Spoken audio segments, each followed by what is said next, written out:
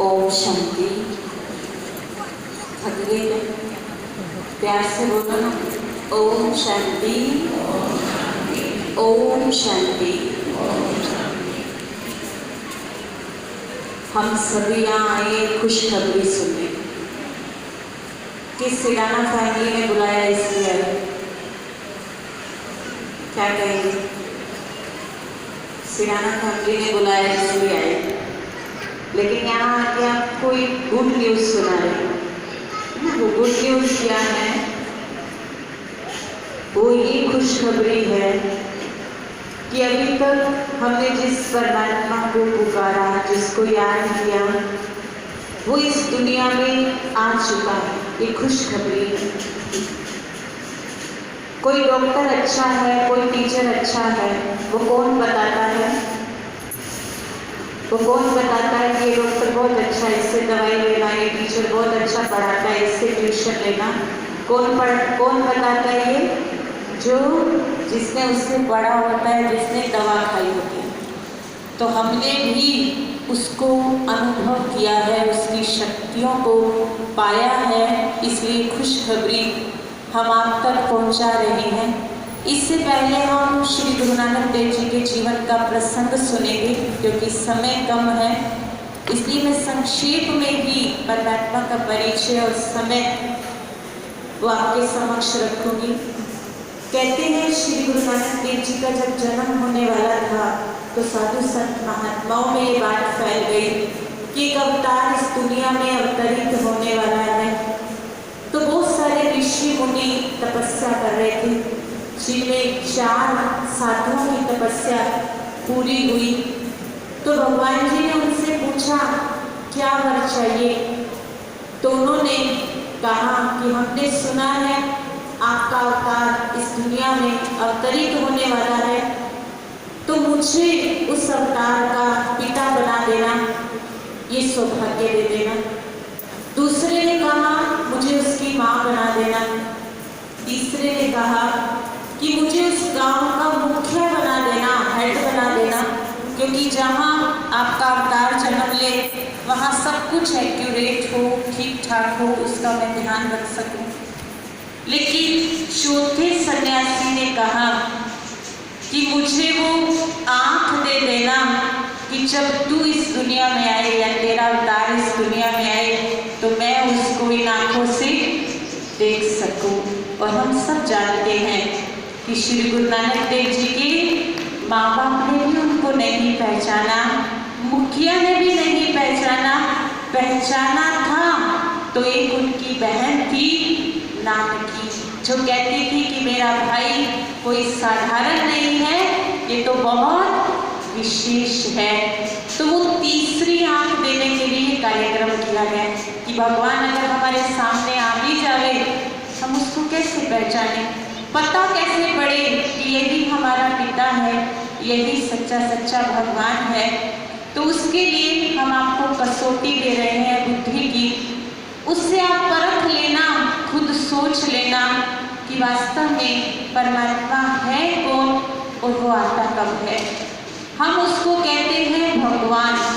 अगर भगवान का संधि विच्छेदन किया जाए, एब्रिविएशन किया जाए, भ ग व आ की मात्रा और न। भ से होता है भूमि, ग से होता है गगन, व से होता है वायु, अ से होता है अग्नि, न से होता है नील। माना भगवान वो जो 5 तत्वों से बने हैं। हम सब 5 तत्वों के बने हुए हैं, 5 खाते हैं, 5 में ही मिल जाते हैं, लेकिन भगवान वो जो 5 तत्वों से परे है, उसको कहते हैं गॉड, G-O-D गॉड। G से जनरेटर, O से ऑपरेटर और D से डिस्ट्रक्टर, जो इस दुनिया की स्थापना भी करता है, पालना भी करता है और इसका विनाश भी करता है। उसको कहते हैं खुदा। जिसने खुद को बनाया, जिसको बनाने वाला कोई नहीं है। तो वो परमात्मा कौन जो स्थापना करे, पालना करे, विनाश करे, जिसने खुद को बनाया, जो 5 तत्वों से परे है, तो जरा नजर डाल लेंगे सब धर्म वालों पर कि हिंदू धर्म में कोई भी शुभ काम होता है, यहाँ मंदिर में जाते हैं, वहाँ जोत जगाई जाती है, जोत। और प्रतिमा की पूजा होती है शिवलिंग की। हमारे पीछे भी बड़ा शिवलिंग बना हुआ है। शिवलिंग दिखाते हैं, 3 लाइनें बनी होती हैं, बीच में है बिंदी। अब उस शिवलिंग का कोई माँ बाप नहीं जानता, शिवलिंग का कोई आंख मुंह नाक कान देख नहीं दिखाया, उस शिवलिंग को कोई उसकी परिक्रमा नहीं करता, आधे में कट कर देता है।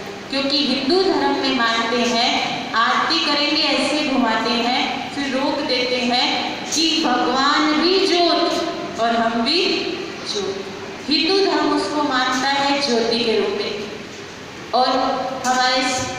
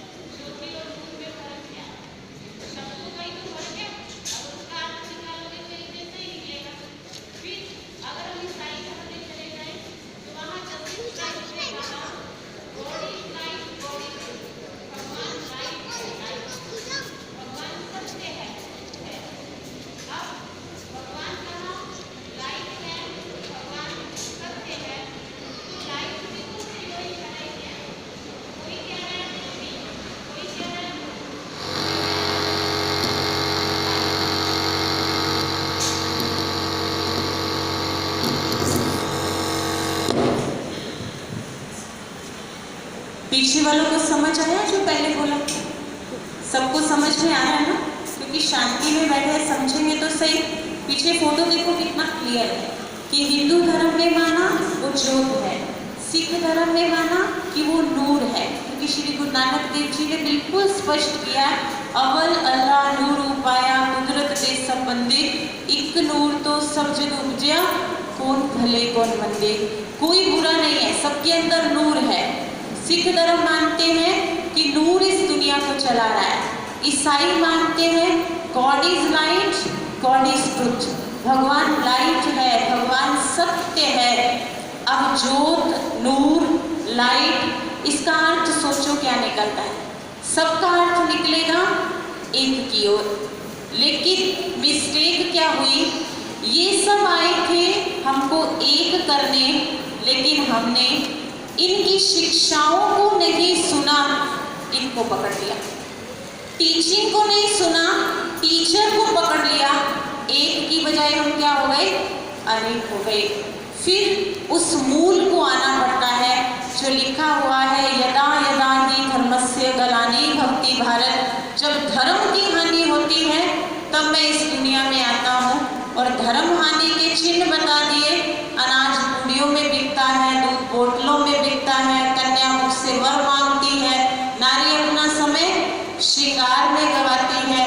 एक कुआं 4 कुएं को समाता है, लेकिन 4 कुएं एक कुएं को नहीं समा सकते। वो भगवान की आने का समय है। कहने का भाव कि भगवान ने वायदा किया ऐसे समय पर मैं आऊँगा।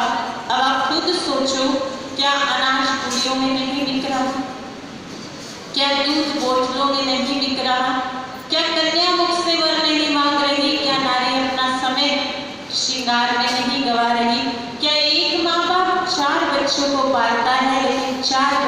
माँ बाप को नहीं पाल सकते। वो समय चल रहा है, चल रहा है, चल रहा है। इंतजार नहीं करो, आएगा आएगा आएगा। वो समय चल रहा है और भगवान भी अपना कार्य कर रहा है। वो आकर करता क्या है? वो आकर हम सबको रास्ता बताता है, हम सबकी सोच बदलता है, हम सबके विचार बदलता है। जो गुरबाणी ने भी कहा कि मूर्त पलिती कपड़ धोए, जो हमारी आत्मा पलीत हो गई, गंदी हो गई, मैली हो गई, विकारों के वशीभूत हो गई, उस आत्मा को आकर वो खालस करता है, शुद्ध करता है।